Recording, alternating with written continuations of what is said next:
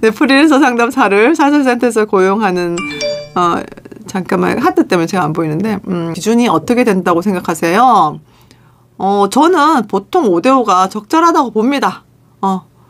거기가 그 행정이 많이 소요되는 곳이면, 그래서 행정팀이 따로 있는 곳이라면 5대5가 적절해요. 왜냐면 시급이 되게 많이 올랐거든요. 행정팀 운영하는 데가. 그러니까 이 기관장들이 너무 가슴이 이제 아픈 거예요. 우리 선생님들이 어떤 기관장님이 이제 저희도 월세가 싸진 않아요. 근데 이제 자영업으로 보면 월세가 그렇게 비싼 것도 아니에요. 근데 보통 월세하고 관리비 하면 한 150은 잡아야 돼요. 월. 뭐 그것만 있겠어요? 기본 유지비가 있지 않겠어요? 그럼 그것만 200이 든단 말이에요. 그것만 200이 들어. 30평에.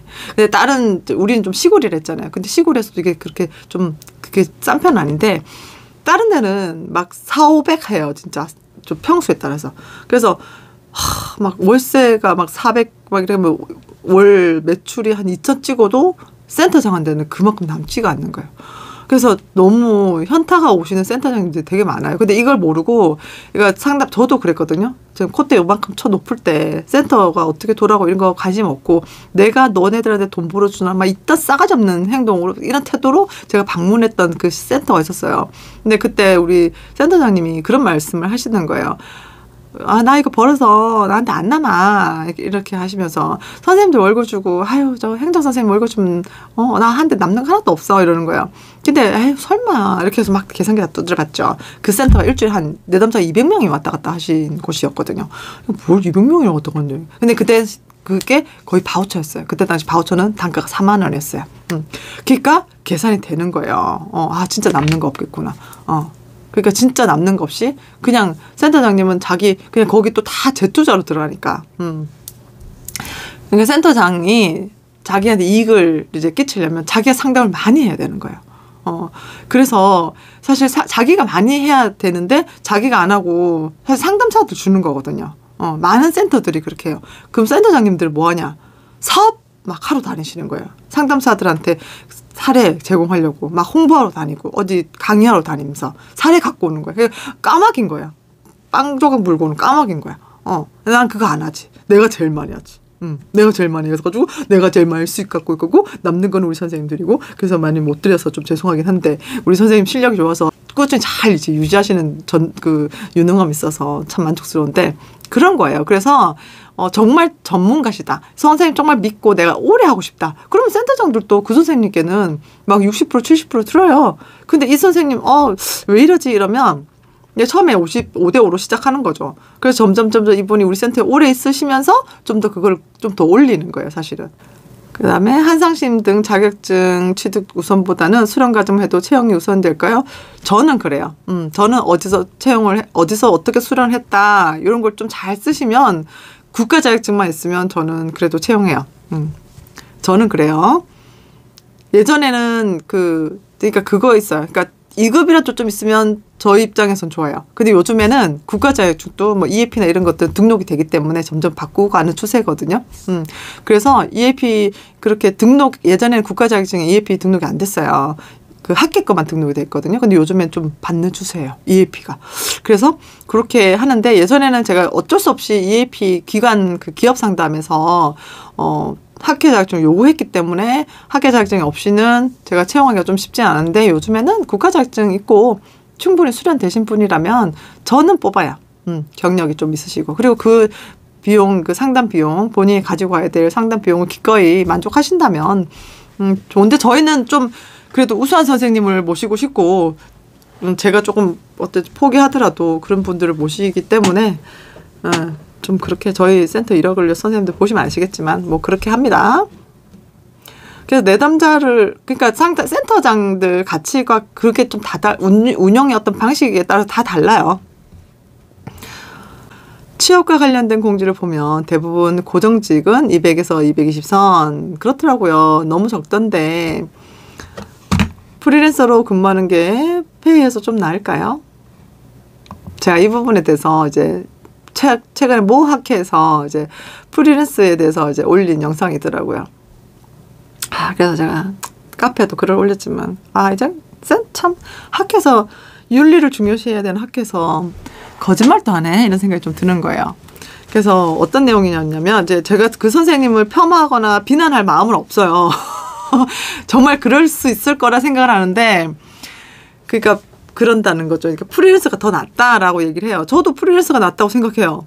본인 실력만 있으면 진짜 프리랜서 최고예요. 저처럼 센터장 기관장 하면서 이 사업 막 어마어마한 저 파일들과 싸움을 하고 막 진짜 시도 때도 없이 전론을 막 받고 내가 행정 직원 없으면 나 혼자 다 해야 되고 누가 해 누가 여기 소를 내가 키운다니까 혼자서 행정 직원 없으면 그럼 행정 직원 급여도 줘야 되고 돈 없는데 내 그거 내 돈 다 벌어서 내 월급 주고 막 그 소상공인이잖아요. 응? 무슨 내가 뭐 떼돈 벌겠어. 상담으로 떼돈 버는 사람이 어딨어요. 그거 다 사기꾼이지.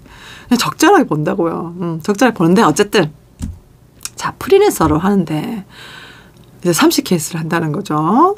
30케이스 할 수 있어. 할 수 있어. 근데 이제 자기 상담 비용이 10만 원이고 이제 5대5로 받으신다는 그건 맞아. 그건 필드에서 흔히 일어나는 5대5. 그래서 본인 5만 원이신 거야. 근데 이제 근데 우리 생각을 해요. 30케이스? 프리랜서가 30케이스? 하면 이제 딱 생각이 드는 게 쉽지 않을 텐데 라는 생각이 드는 거야. 왜냐면 그거는 정말 힘들어요. 번아웃 돼. 근데 왜 그게 힘드냐면 자 30케이스가 딱딱 맞춰서 하루 6케이스 해서 주 5일 하지 않아요. 이분들이 막 일정 때문에 일이 들락날락 막 한단 말이에요. 그럼 어쩔 때는 8케이스 하고 뭐 어쩔 때는 막 그 정도면 어쩔 때는 막 10케이스씩 또 해야 돼요. 오전 9시부터 밤 막 10시까지 해야 돼요. 제가 2019년도 제가 그 짓 하다가 완전히 번아웃이 됐잖아요. 진짜 그때부터 몸이 아팠어. 그렇다고 암 걸리고 이런 건 아닌데 모 학교에서 이제 그거를 선전을 하더라고요. 선전을 하는 거예요. 제가 봤을 때 선전이었어. 근데 그러면 딱 여러분 계산 나오죠. 30케이스 5만 원. 그래 5만 원 뭐 다른 비용이 뭐 작은 것도 있지만 뭐 대략 뭐 60%도 받는데요. 50-60% 받는다니까 한 5만 원처럼 뭐 해봅시다. 아니면 5만 원 해봐. 그래 딱 50%만 받는다고 하고 한 60%막 한다. 뭐 둘중간에 한 5만 원 치자고. 5, 3, 15, 150이죠. 그죠? 한 달이면 얼마야? 주 4일이니까 주 4주니까 600이 나와야죠. 그죠? 600이 나와야 된다고. 근데 본인이 그럼 평균 얼마 버시나요? 할 때 이제 400초 이러시는 거예요. 그럼 뭐예요? 30케이스가 아니고 일주일에 15케이스 했다는 거죠. 이런 말들을 그냥 이렇게 머리빵을 굴려야 돼요. 여러분들 그런 영상을 볼 때는. 프리랜서가 정말로 그 불안정해요. 사업도 그렇고 불안정해요. 후룰루루니 내 주식과 똑같네요. 근데 어쨌든 그렇게 좀 불안정해요. 근데 그걸 감수를 하셔야 돼. 감수를 하셔서 원래 저희 센터는 안 그랬는데 지금 갑자기 이제 뭔가 전국민 마운트자 이게 나오려고 그랬는지 하여튼 몰라 기류가 지금 전체적으로 시장이 다 침체 분위기예요. 그래서 저희는 그러니까 내가 이 정도 사업을 하니까 그러니까 뭐 기관 연결된 게 엄청 많잖아요. EAP도 그렇고 저기 뭐 우리는 위센터도 그렇고 막 이리저리 연결된 게 엄청 많단 말이야. 그나마 그렇게 연결돼 있으니까 유지가 된 거예요. 유지라도 된 거예요. 그러니까 이게 안 돼서 망한 데도 되게 많아요. 문 닫는 데 되게 많고. 그러니까 센터가 건재해 있어야 되는데 상담 선생님들은 이제 어쨌든 자기 의지와 다르게 빨리 드랍이 될 수도 있고 이제 효과를 못 보면 또 안 오고 그러잖아요. 그러니까 그런 것들이 되게 불규칙한 거를 여러분들 감안을 하시고 있어야 되는데 계속 실력이 쌓이면 꾸준히 가는 내담자가 이제 생기시거든요. 효과를 계속 꾸준히 보시는 분.